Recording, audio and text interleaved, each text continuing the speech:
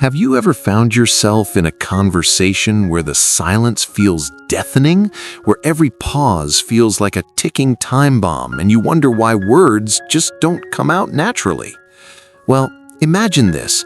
You are at a small gathering and across the room someone smiles at you. You walk over and suddenly your mind goes blank.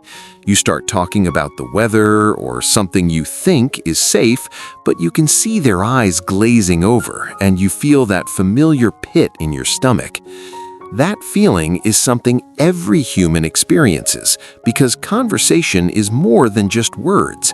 It's a dance of emotions, intentions, and subtle cues. The secret to making conversations flow naturally lies in understanding one simple principle. People want to feel heard, genuinely heard, not just listened to superficially. They want to feel important without being told. They want to experience connection without the pressure of perfection. Think of it this way. When someone talks to you and you truly pay attention, you feel alive. You feel seen. Now imagine if you could give that gift effortlessly. One of the most powerful techniques is to become genuinely curious about the person you are talking to, not in a superficial way, but in a way that makes them feel their existence matters. Every person carries a universe inside them. If you ask questions that invite them to share that universe, their eyes light up and the conversation starts to breathe naturally. For example, if you meet a new colleague, instead of asking, "What do you do?" ask, "What inspired you to choose that path?" or "What moment in your life made you fall in love with what you do?" You'll be amazed at how stories pour out when you ask from curiosity, not obligation. Another key element is listening with empathy, which is different from just nodding. Your brain naturally wants to prepare a response while someone is speaking, but when you slow down and genuinely absorb what they are saying, something magical happens. You start to see the emotion behind the words, the subtle hesitations, and the excitement that might be hidden behind a casual tone. For instance, imagine a friend talking about a recent trip. They mention a small village market, and you could respond with a generic comment, or you could notice their excitement and say, "I can see that market really captivated you. What was it that made you fall in love with that place?" You are now engaging not only with their words, but with their emotions, and the conversation flows like a river. Body language also plays a silent but enormous role. You lean slightly forward, your eyes meet theirs, a small smile forms, and suddenly your presence is inviting. You don't interrupt, you don't fidget, you mirror subtle gestures naturally, creating rapport. People unconsciously mimic those who make them feel comfortable, and when they do, you feel it and they feel it, and the conversation moves effortlessly. Finally, remember that pauses are not your enemy. They are the spaces where reflection and curiosity grow. People often rush to fill silence, but a well-timed pause allows the other person to think, feel, and respond more deeply. It signals confidence, patience, and genuine interest. Once you understand the power of curiosity, empathy, and presence, you can start to weave stories into the conversation. Because humans are wired for stories. Stories create emotional connections and make your words memorable. For example, imagine you're at a dinner and someone asks about your weekend. Instead of just listing what you did, share a moment with a mini story. You could say, "I walked into a little bookstore and found a book that reminded me of my childhood. It was dusty and worn, but it smelled like adventures waiting to happen." Suddenly, the person across from you is leaning in. They're imagining they are there with you. They respond with their own story, and the conversation evolves naturally without effort.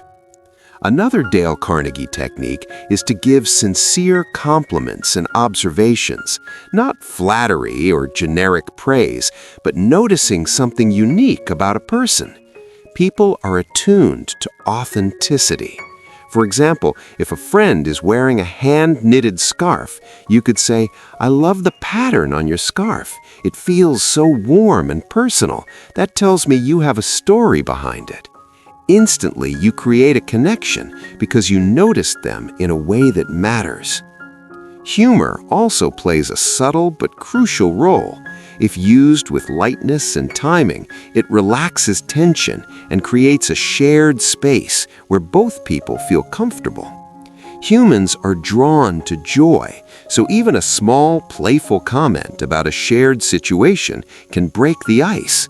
For example, at a meeting, you could notice how everyone has a coffee cup and jokingly say, "We must be fueling genius here." Suddenly, everyone smiles and the conversation opens without force. Active listening, paired with reflective responses, makes people feel truly understood. For instance, if someone shares a challenge, you could say, "It sounds like that situation really tested your patience," or "It seems like you were proud of how you handled it." By reflecting, not parroting their words, you validate their emotions and invite them to share deeper layers. And as they share, the conversation naturally grows in richness and depth. Another powerful approach is to anchor conversations around shared experiences and interests, rather than jumping into transactional topics. Conversations flow best when people feel a natural rhythm, a beat that they're moving together. For example, if you both enjoy hiking, you could share not only your favorite trail, but a funny mishap that happened on one of your hikes. Then ask them about their experiences, which creates a dance of sharing that feels effortless and genuine. Remember that vulnerability also strengthens flow. People instinctively resonate with openness, so sharing a small personal insight or moment of doubt creates trust and intimacy. For instance, you could say, "I always get nervous when I speak to new people, but I'm trying to embrace it." That tiny admission invites empathy and encourages others to open up. And when they do, the dialogue no longer feels forced. It becomes alive. The final layer of natural conversation is rhythm and emotional pacing.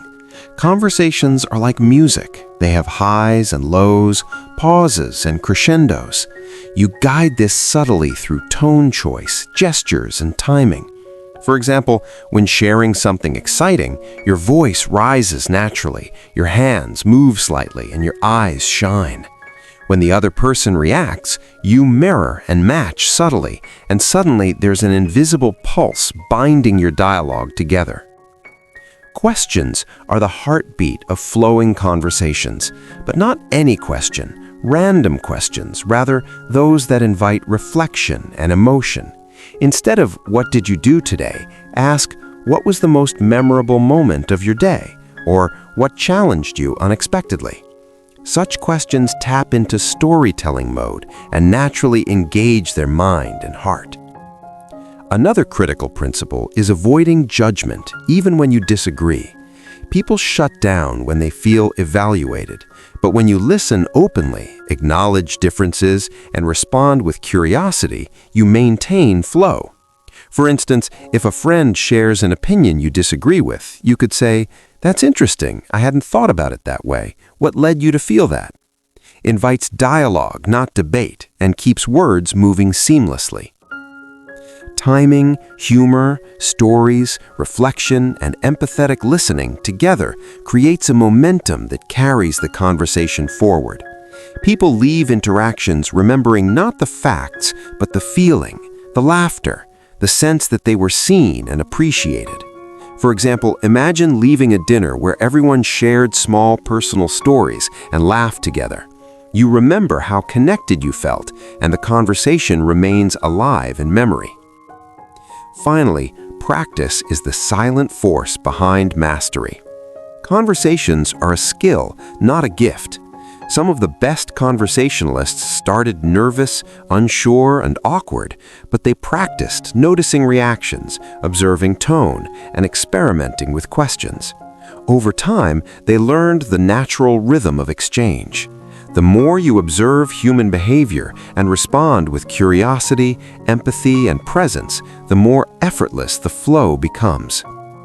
So next time you step into a room or join a call, remember, it is not about perfect sentences or clever remarks. It is about being genuinely interested, being present, and creating a space where emotions, thoughts, and stories can be shared freely. The art of natural conversation is the art of connection, and when you master it, life becomes richer, relationships deeper, and every word exchanged becomes meaningful.